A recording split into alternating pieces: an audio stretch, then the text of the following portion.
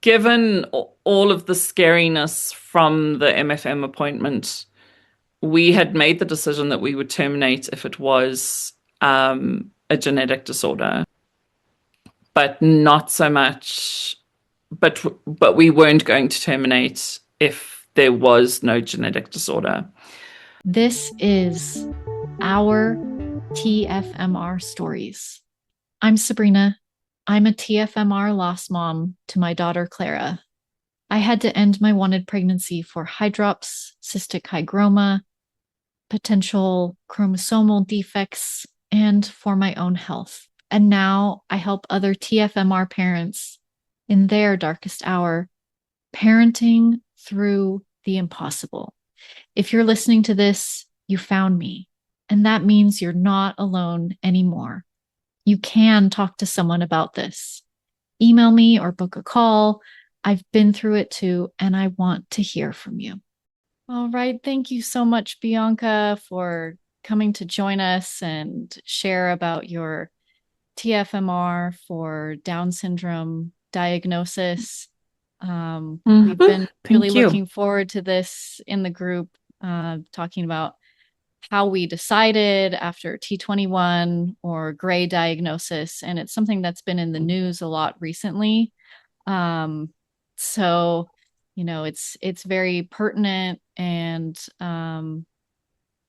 a lot of people have been looking forward to joining. So we're actually here on Zoom. We're normally over in the Facebook group, and just a little intro. My name is Sabrina Fletcher, and I'm the TFMR doula. This will be going up on our TFMR stories. And welcome everybody. Yeah, keep coming in, and keep commenting in the chat as we go along, as Bianca shares her story. And I'll let you introduce yourself, Bianca. Sure. I had your little bio, but I'll hand it over Thank to you. you so that we Yeah, can hear your story. sure. Thank you so much. Hi, everyone. My name is Bianca Johnson. I'm an empowerment coach and the author of the book, All of These Lines. It's my story of pregnancy, loss, and hope. I have had 8 pregnancies and 6 losses, and I have 2 rainbow babies. My first pregnancy was a termination due to I wouldn't say unwanted pregnancy, but a ill-timed pregnancy. And then I met my husband, and in the first 2 years of our marriage, I was pregnant 4 times and had 1 child, which was quite a lot. I am based in one of the 3 coldest towns in South Africa. Hence, I am actually wearing an electric blanket. So sorry for the people in the Northern Hemisphere in summer looking at me going, what is that woman wearing? So yeah, my TFMR was my final pregnancy. I had initially a diagnosis of cystic hygroma, and then spent over a week waiting to know whether it was a genetic disorder or not. And yeah, that was tough. And yeah, so that's me. And my TFMR was in 2019, so I'm 7 years out. Similar timing for me. And our baby had cystic hygroma as well. And we weren't able to do genetic testing because of the time limits and all the stuff. That's a whole other story. We'll focus on, the gray diagnosis here in this call. But yeah, even those, like, it's gray. Like, sometimes the babies survive and then they're okay. And so, each of these little factors can be so hard on their own. But I feel like when we look at it on a whole and we look at all the factors, and I'm also going to read, people have been commenting about, how they've decided with their different gray diagnoses too. So I'll read those as we go along. But my question for you is how did you decide? How did you, factor in everything that you were seeing in that pregnancy to make your decision? Thank you. Um, so I have a really interesting story that ties into the diagnosis. I had a dream about this baby um, very early on, long before I knew about the diagnosis. I had gone to get my beta testing done because it was my eighth pregnancy, and the amount of information I know about being pregnant and early pregnancy is a bit ridiculous. And so I'd done my beta HCG tests, and the first reading was very low, much lower than I'd ever had it before. And then the second reading, 48 hours later, hadn't doubled. And so I was concerned, but only mildly, because I was still within the normal ranges when I looked on kind of the various places that you can go and see the readings and things. And about a week after that reading, I had this dream, which possibly was a forewarning, or possibly was my brain taking the information that I'd read over the years. But I remember, um, so in the dream, my living children were teenagers, and at the time they were 18 months and 5. So it was much further along, and we were walking down a busy city street, and the older kids were ahead of me, and I was holding a child's hand. And we got to a very busy, big crossroad, and my older kids had walked ahead. And the child whose hand I was holding um, stopped dead and sort of wouldn't cross. And I kind of, in that like, Mom, come on, kind of voice. And they said, no, this is as far as I go. And I remember turning to look at the child, because at that point I hadn't seen the child. They'd just been the presence next to me in the hand I was holding. And I turned to look at the child, and it was an older child with Down syndrome. And she stood there and she said to me, I don't go any further. This is as far as I go. And it was this such clear, I remember kind of waking up from the dream, and there was a sense of utter sureness. Like it wasn't negative. It was just, this is the way that things need to be. Um, and then I remember kind of like the sadness and the fear kind of settling in of, is something actually wrong with this pregnancy? Um, so then I went to a doctor, and he's a whole nother story, um, and had the pregnancy confirmed at 6 weeks LMP. And there was a heartbeat, and everything looked fine. And so I thought, oh, it was just pregnancy dreams. It was just hormones, those sorts of things. And then at 12 weeks, we went for the 12-week scan, the detailed anatomy scan. And that was when and I still remember, I walked into the room because I'd seen the same radiologist with my daughter 18 months earlier, and had sobbed and sobbed. And I can still remember the feeling of tears sitting in my ears as I lay on that table, as they just streamed when I heard her heartbeat.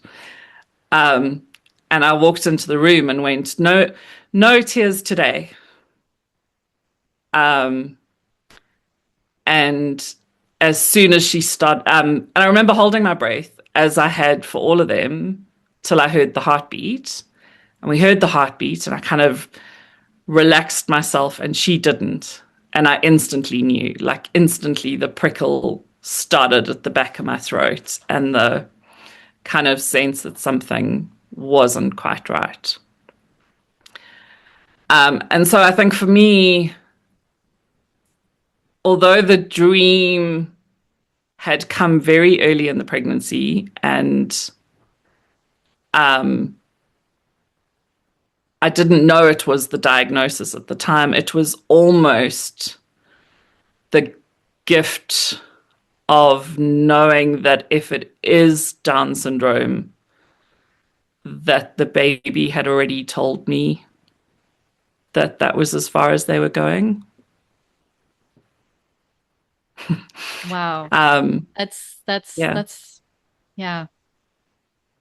Yeah, and we have a comment here. Wow, that dream. yeah, Yeah. And this is as far as I go. Oh, mm, yeah.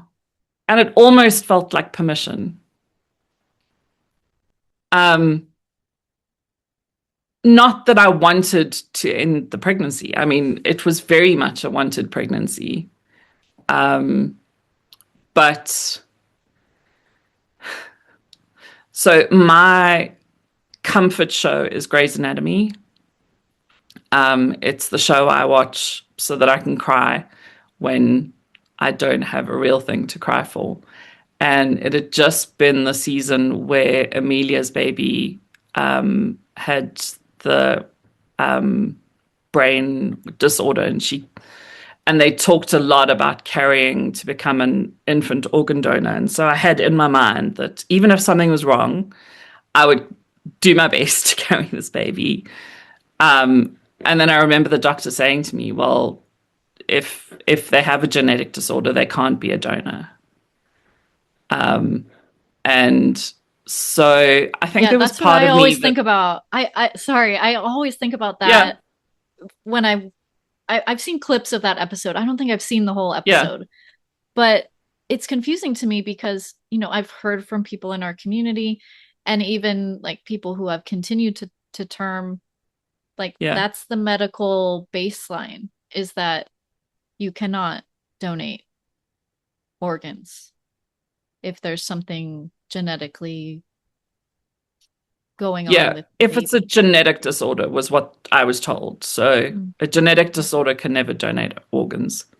Mm.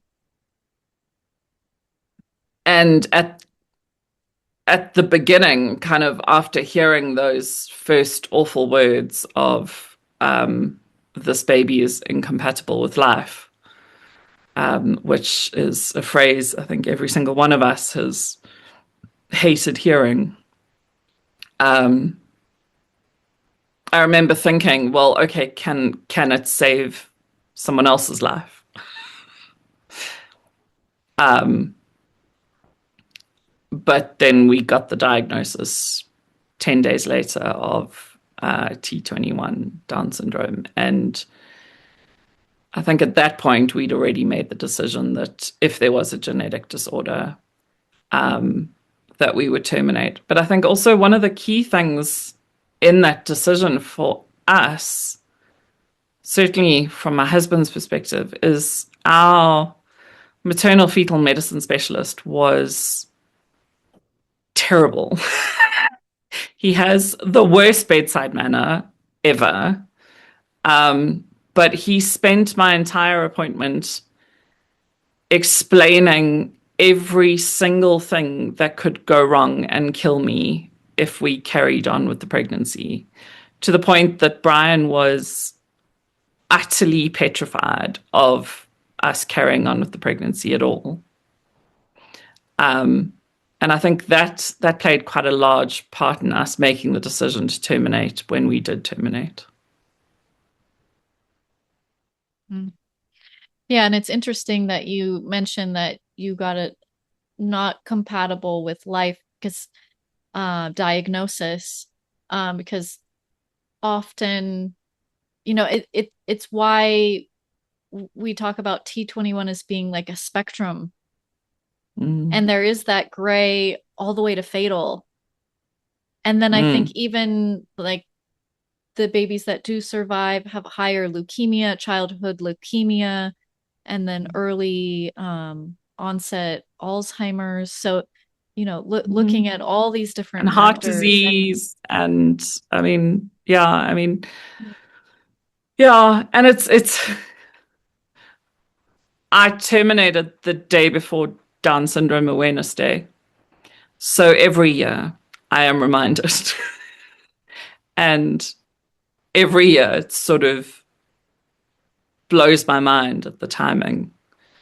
Um, because I think was it, I'm trying to remember, I think it was Kate's post who was talking about the posters and how the posters show that tiny 1% or 5% at the highest end of the spectrum. And they're the ones pushed forward for all the Oh, like the advocacy and face of the, the yes, the faces of face Down of Down syndrome. syndrome and all of that. But there's never any posts or advocacy or marketing on the lower end of the spectrum and the people that never have any life.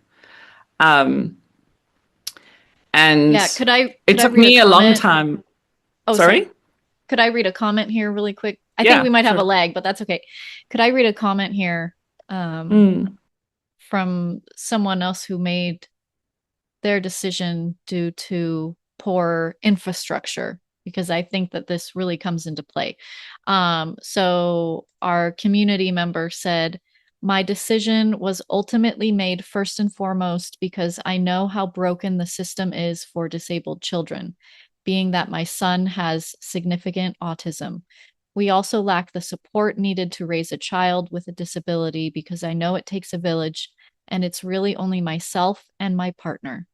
Third, we made the decision thinking of who would take care of our child when we are gone if she lived that long. And fourth, to save her from a life of being disabled, including potential surgeries and long hospital stays. There are lots more reasons, but these were some of the biggest factors. And for those saying that adoption is always an option, I would love to see which one of them applied to adopt a child with a disability. Children with T21 are desperately lost in the system. Oh, I so agree with that. Um, and that and that's not even a unique to the US situation. I mean, that is a global situation of lack of support. I mean, um, my daughter has epilepsy, and her neurologist does work with um, the sort of some of the government hospitals in our area, supporting quite a few severely disabled children, two of which I've seen have Down syndrome. But he's said to us as well, like, without private care or doctors that go out of their way to make an effort, he says the number of people, children that he's heard about who are literally left in a dark room um, all day because no one knows how to stimulate them or how to care for them or how to. And I mean, that's a global phenomenon. And I think a lot of those concerns were things that we discussed as well. We're both older parents. I would have been 42 when that pregnancy went to full term. My husband would have been 45. Um, and we didn't, knowing that our daughter was already diagnosed with epilepsy at that stage as well, to leave a medically compromised child as the responsibility of siblings who already had other things that they had to kind of manage just wasn't something that we could make a decision as a family to do. Mm-hmm. Yeah, we have another comment from another community member who also, took into account the factor of other family members. Um, they wrote, I definitely feel the noise around T21 recently, and it gives me the ick because most people don't realize there's always a backstory behind a TFMR. We chose to TFMR a T21 pregnancy last September because we've already been through the loss of a child. My 1-year-old son passed in his sleep from 2021, suspected COVID before kids could get vaccinated. And my daughter and I have the same rare genetic syndrome, Cowden syndrome. She's also autistic and having to handle the possibility of more therapies, and Cowden and T21 was past our abilities.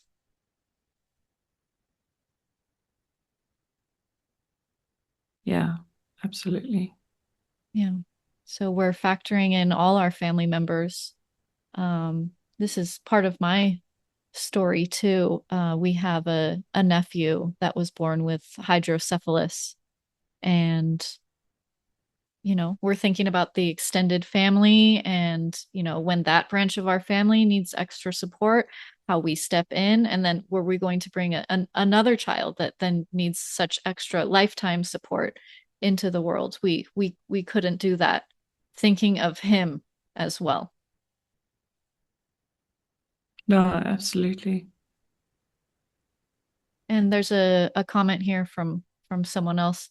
I was told the chance of autism in a Down syndrome child is 10 to 20%, which obviously can't be detected early, but drastically changes the prognosis. I took into account that I already have autism in my family, including my son, so that was a non-trivial possibility. Mm-hmm. Thank you for sharing your Yeah. story. Hi there. A little break in the episode to share with you about a program created just for parents like you who have had to end a wanted pregnancy for health reasons. The TFMR Grief Circle program Ascend is open for enrollment. We enroll quarterly, so check out the upcoming dates at the tfmrdoula.com/ascend-apply. This transformative 4-month program is a safe, virtual, small group setting of up to only 5 or 6 other bereaved parents like you who have had to make the heartbreaking choice to end a wanted pregnancy. All the links will be in the description. And remember, these programs are for you to help you find and feel the care of other TFMR parents who have your back and see you in your grief. So when you said that you and your husband had already decided, do you remember that moment? Or was it like kind of compounded over a few days? Yeah.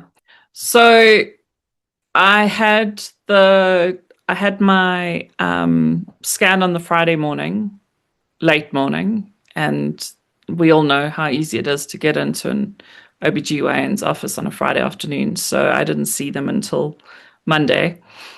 Um, and then Monday was just go, go, go, go, go. So we were told to arrive at the OBGYN's office at 7:30 on Monday morning. We were seen at 11:15.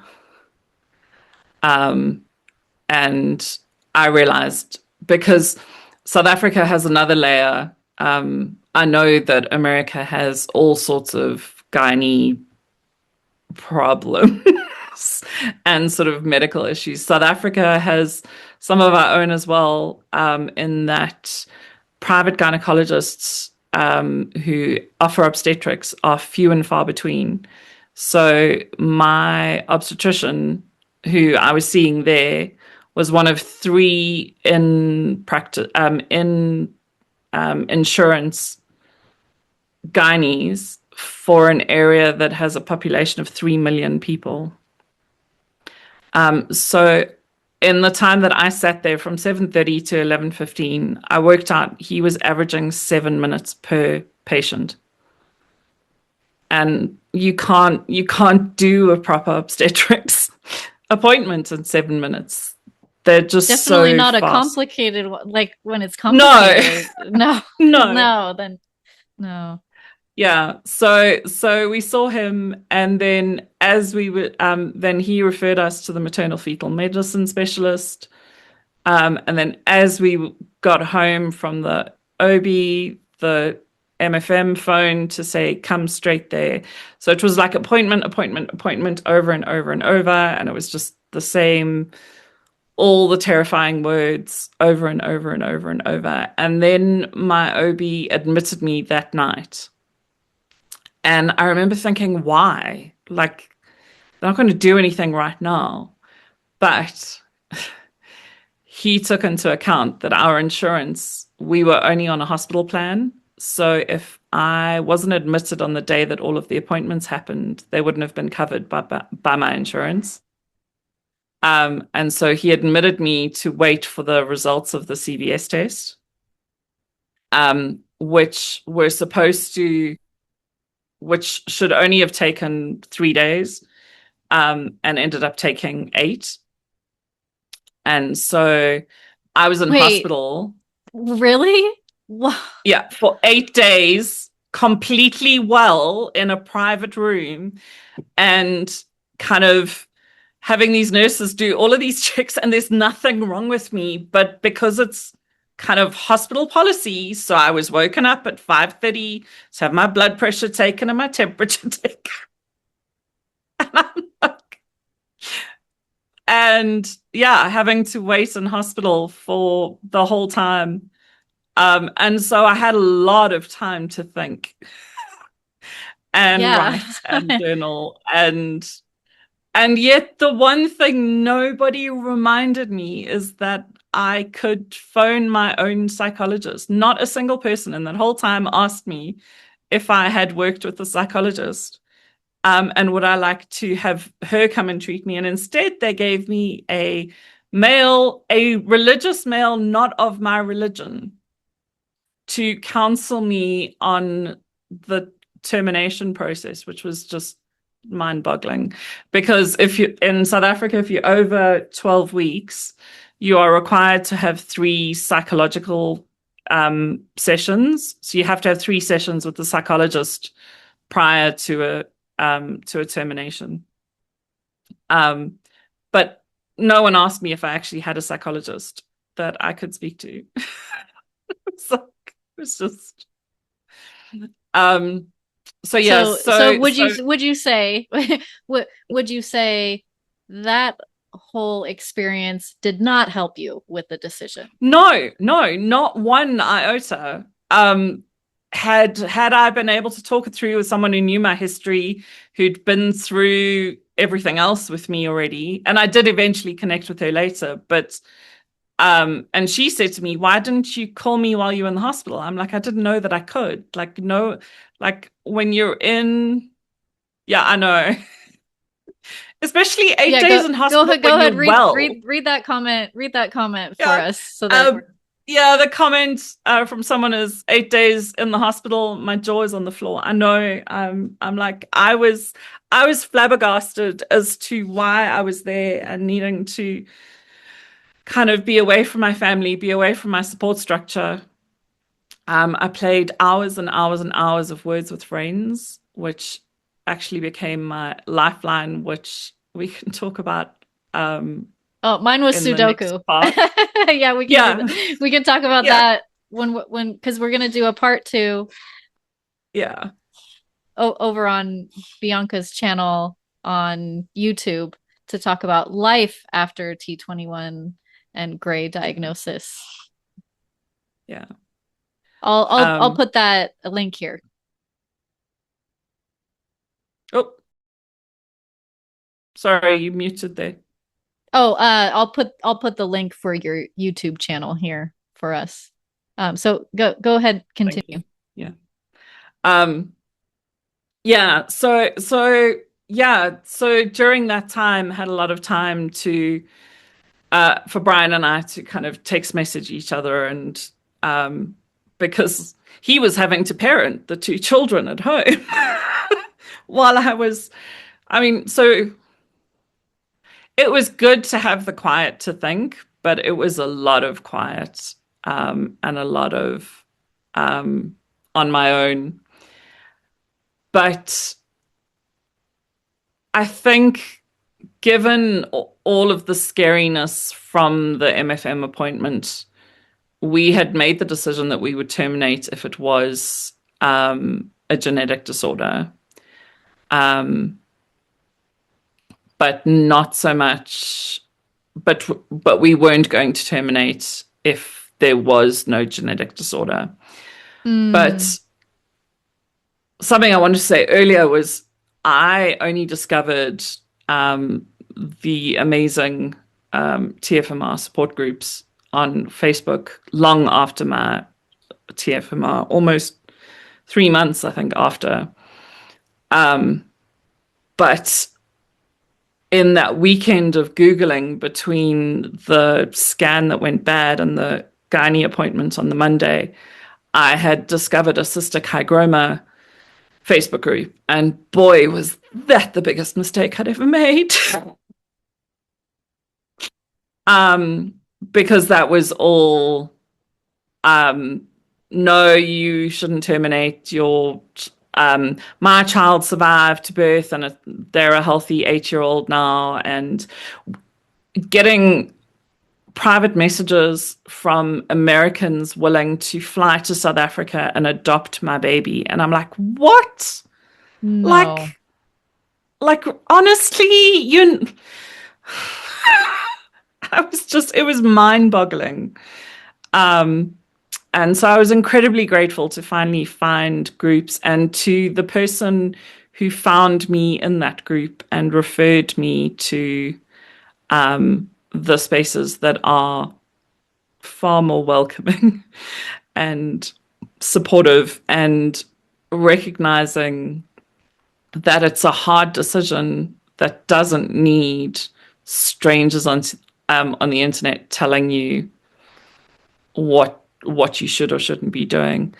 And so that's why I'm so grateful, Sabrina, to be here with you, to be able to share my story. The only thing I've ever wanted to get out of all that I've been through is to help someone feel that little bit less alone um, in in that moment, because there were times when I felt desperately alone. Um, And I'm so grateful to have found the groups that have helped me see that even though I was on my own, I was never really alone.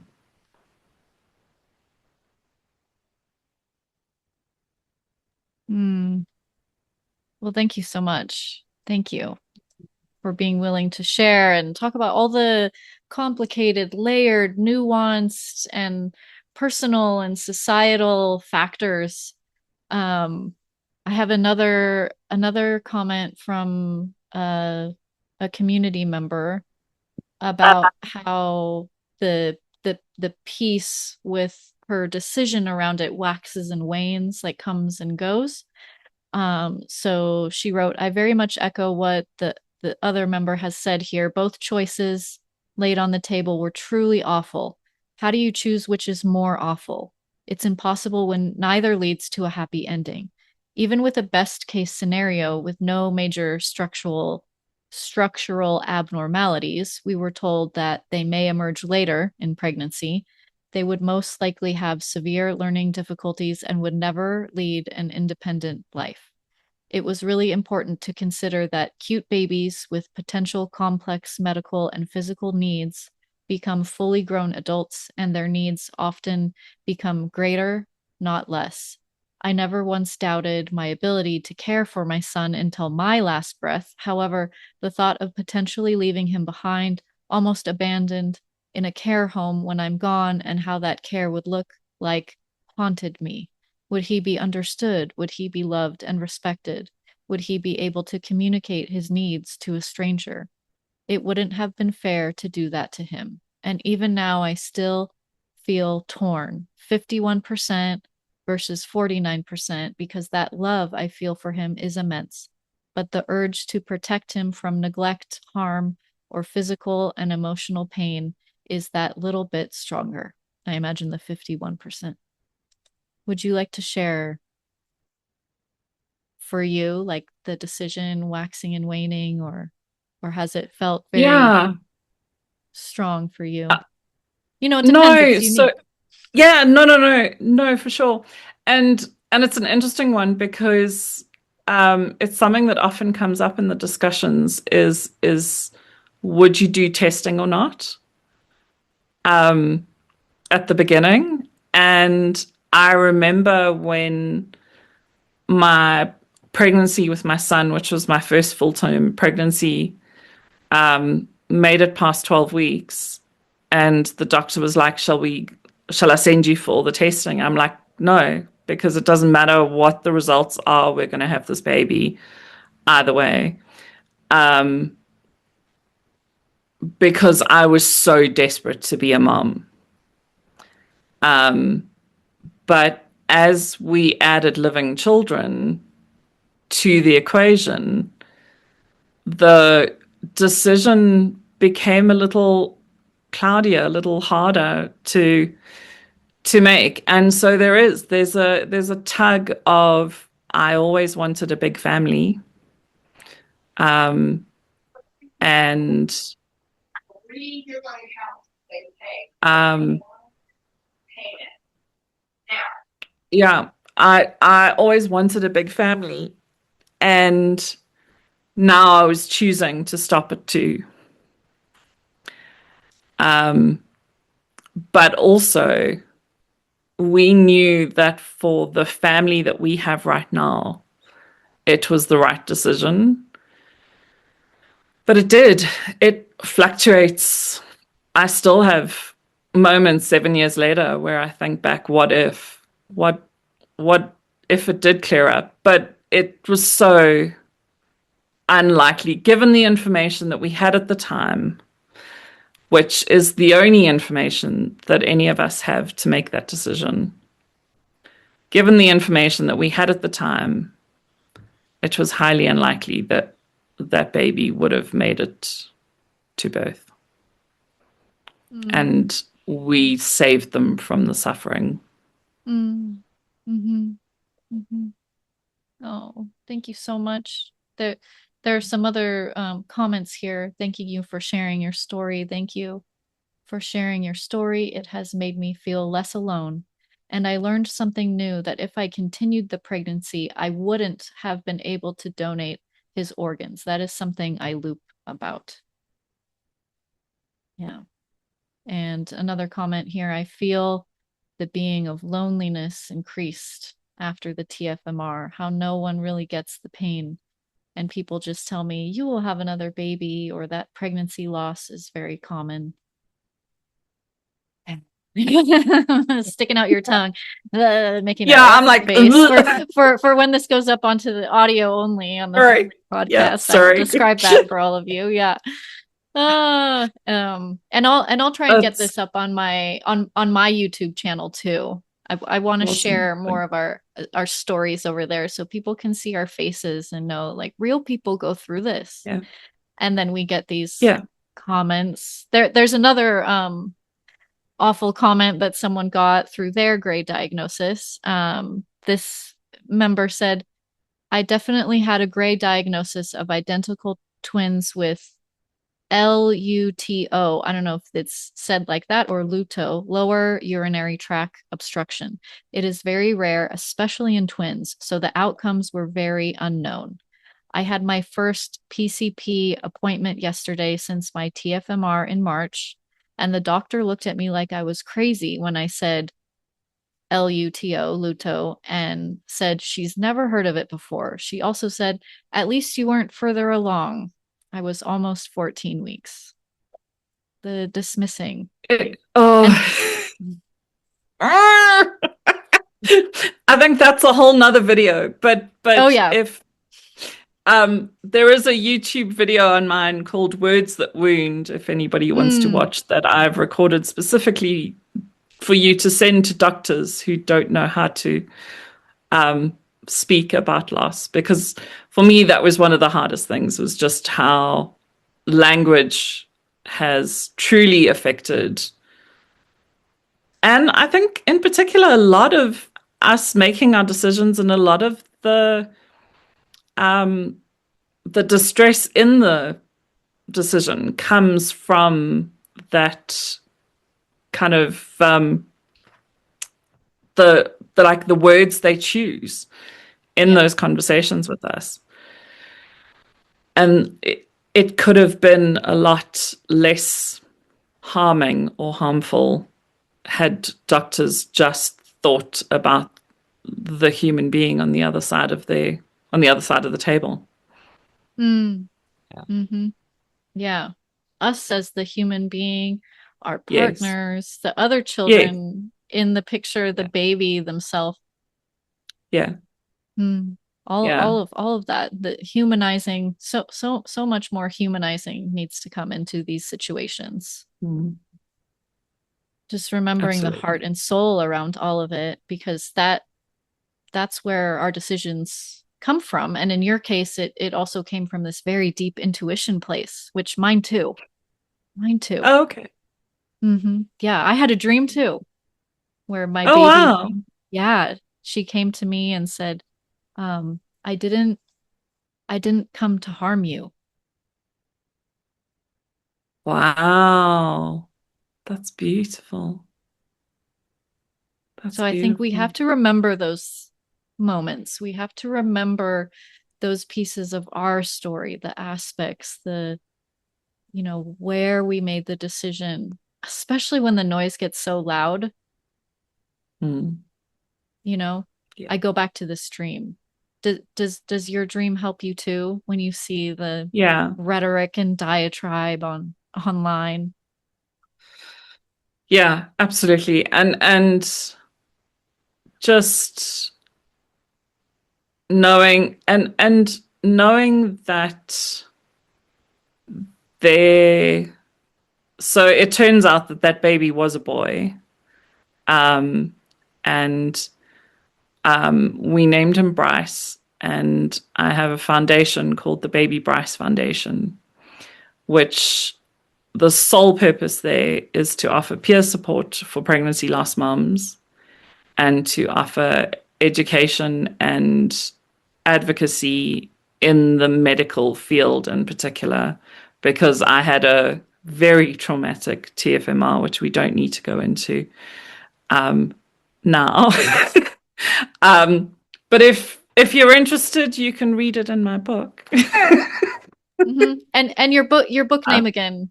Your book the name book again is is all of these lines, all of these lines. and it's a play on the words, all of the pregnancy test lines. And for those that were doing IVF or tracking all of the ovulation test lines, as well as lines in music and Mm. lines of journaling. So, Oh, and now so we're back yeah. to the words, right? Like Yes. the words that wound, and then we bring in our words and our music and the things that touch us. Thank you. Thank you. Yeah, and this will be great to talk about in part 2 as well, Bianca, how we continue to live after TFMR of any kind, but especially when there's any grayness in there, it's like there's this spot somewhere in this alternative universe where maybe I did choose something different and the baby is here, the child is here in my home, and how different that would look. And uh, Yeah, absolutely.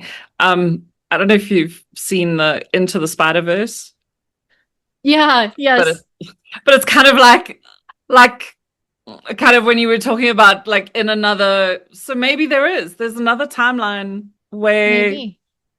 that baby. But I had a really interesting conversation recently that was talking about how souls are meant for a particular purpose, and not all of Hmm. them are meant to touch the earth. Yeah. And I think about that a lot, that baby came to give me the rage that fueled my desire to talk about it publicly everywhere all the time to try and make a difference in the world. And had that not happened, maybe I would have just happily carried on with the two kids that I have and not written a book or started Mm. a YouTube channel or gone as public as I have with telling my story because there maybe wasn't the motivation. But I hope that through me telling that story and through baby Bryce's legacy and through my book and everything else, that I am able to change one person's life. Oh, thank you so much, Bianca, and thank you, Bryce. Thank you. So I'll have all of the links in the description or show notes wherever this goes up. And all of you who are in the Facebook group, you can always find Bianca in there as well. Um, any last words for someone going through the decision piece?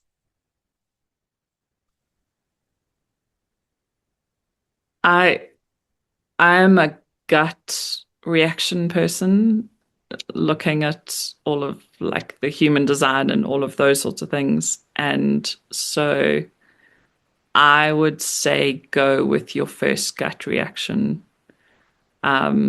Deep down, you already know, and it's mostly the noise that is, yeah, that is trying to change your mind. Deep down, you know, and trust that knowing. Yeah. Thank you. Thank you so much. Yeah. And we can remember that even later, because I think talking to so many people who have been through TFMR and having them in the grief circles and or working one-on-one, supporting people through it, or in decision, I do decision support calls too. And Sure. That's brave. there's this Yeah. place in us Yeah. that just knows. Yeah.